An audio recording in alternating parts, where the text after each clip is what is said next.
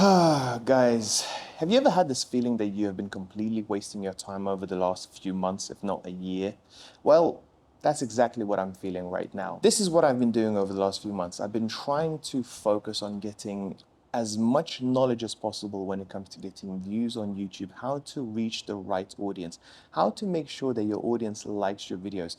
Every single video around getting views and stuff I have watched. I have taken 20 pages of notes, probably about 6,000 words worth of notes on everything to do with the title, the thumbnails, the storylines, the hooks, all that sort of stuff, right? If all of those notes were right in front of me right now in paper form, I really have this feeling of just picking them up and ripping them to shreds, because what I have found out and what I'm about to share with you today made me realize that all of this information is not true.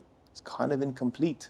There is a lot more to it than what people tell you. But let me just go through in the very beginning. So when it comes to actually getting views on YouTube, what do they tell you? Well, the top creators will tell you, well, the very first thing you need to think about is the idea. Something that people will find interesting, something that people will click on, something that they will find compelling to watch throughout the whole video. You have to figure out what your audience wants us to see. Okay, fine. Keep that in mind. Then after that, the next thing is, before you shoot the video, you can never shoot the video first. The next thing you need to do is think about the packaging. In other words, the title and the actual thumbnail. Now, in regards to the title, it has to be anything between 50 to 60 potential terms, like sort of characters essentially, and it has to invoke one of the three emotions. This is what my research has been telling me so far. It has to have curiosity, desire, or some sort of fear, or potentially a combination of two. This is why you have so many titles out there that have all of this sort of, I don't know, like extravagant or very, very sensationalized titles to try and get you to click. Everybody's doing the same essential thing. And then when it comes to the thumbnail as well, that has to be very provocative. It has to be very intriguing. It has to have very clear colors as well. And it has to make sure that the person clicks on the thumbnail. It cannot be too busy. It cannot be too bland. It has to be just right. Ideally, the lighter colors work well on your thumbnail and so on. This is what all of my research has done so far. Okay, keep that in mind with what I've been saying so far. Then after that, we go into the first 30 seconds. Well, that is what the creators call the hook. Within the very first 30 seconds, apparently you're supposed to hook the viewer in with a interesting question or an outrageous statement or some sort of metaphor or something like that that they would find very interesting and they would like to find out more, because according to them, if people leave within 30 seconds and if they don't leave within 30 seconds, they will actually stay and watch throughout your whole video, which makes sense, right? We'll see about that.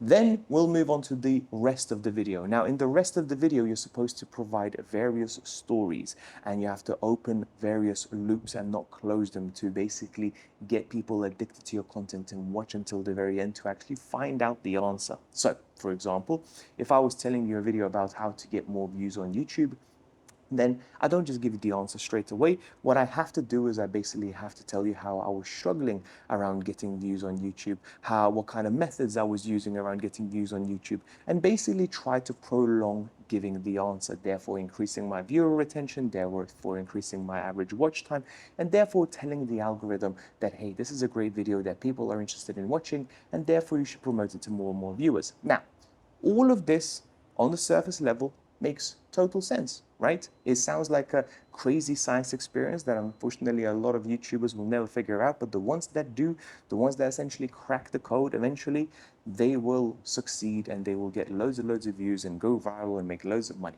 right?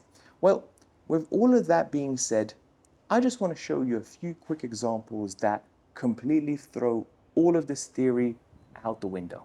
The very first creator I would like you guys to watch is actually somebody called Emma Chamberlain. Now, she's got 12 million subscribers on YouTube, but if you don't know who she is, doesn't matter. I don't know really either.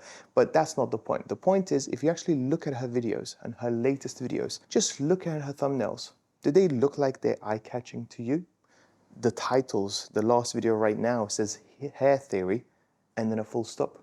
Is that a thought-provoking, desire-provoking title in your opinion? In my opinion, not really. Does the title Silly Girl Summer with her in a bikini, does that invoke some sort of fear to you, or is that thumbnail provide of any interest whatsoever? But you think that is just an odd case. Okay, let's have a look at another one. Let's have a look at Casey Neistat. Now, Casey Neistat got 12.6 million subscribers on YouTube, so clearly the guy knows what he's doing. And his last video has got him just sitting on a bench by the looks of things, and the title says New York City Controversial Fire Hydrant Fish Pond. Okay, it may provide some curiosity in the title, but it's not exactly an incredible title or a thumbnail. So why do all of these top creators that give us one piece of advice are not following it themselves? Why is something else working for them and they're telling us to do something completely different? Here's another one. The importance of picking a fight you'll never win. Okay, that brings out curiosity. I'll give him that for sure. The title is interesting. But a thumbnail? Okay, could be a whole lot better according a lot to these YouTube so-called experts. And then my best example for last. I left the best example for last for you guys. And I'm pretty sure a lot of you will know this guy. A bit of a smaller YouTuber, but I'm pretty sure you'll know who he is. And that is a guy by the name of Sam Sulek. His very last video is not even a thumbnail, it's just a screen grab from his video. And his title is Winter Shreddathon, Day 14, Legs Cardio, Calories, Leg Press. And in 13 hours, the guy's got 55,000 views. The video previously to that, which is Winter Shreddathon Day 13, has got 137,000 views. Again, with no thumbnail whatsoever. What's going on? Why are these creators with millions and millions of subscribers giving us one piece of advice in order to follow for us to get views, but then not follow it themselves? Are they trying to hide something?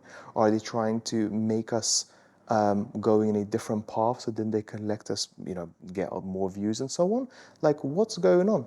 And this is the sort of information that I've been looking at, and it made me think, well, what actually matters when it comes to getting views on YouTube? What's the difference? Is it the editing? Is it really what they're saying about the title and the thumbnails and the actual storyline? Or is there something a little bit more? So, having done this research and having showed you a few of these creators that clearly don't follow the rules that their own basically tell us, what do you think?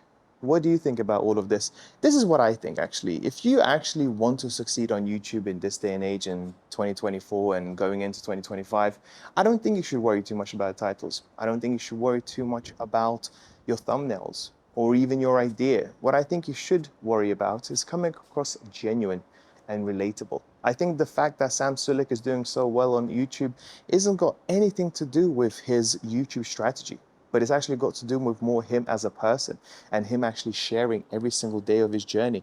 None of his videos are extremely well edited. It doesn't have the greatest sound quality. It doesn't even have the greatest camera whatsoever, but he's just speaking to the average gym goer that wants to gain in better shape. He wants to gain a little bit more muscle, and he's just providing value. When it comes to your own YouTube videos, when it comes to your own Instagram videos, or whatever it is really, it's all about being authentic. It's all about being real. It's all about being the raw, uncut version of yourself where people really get to know who you are. And then regardless of what title you put in, regardless of what thumbnail you put in, if people really like you for you, they'll click on the video nevertheless. Just some food for thought. Thank you so much for watching, and I'll see you in the next one.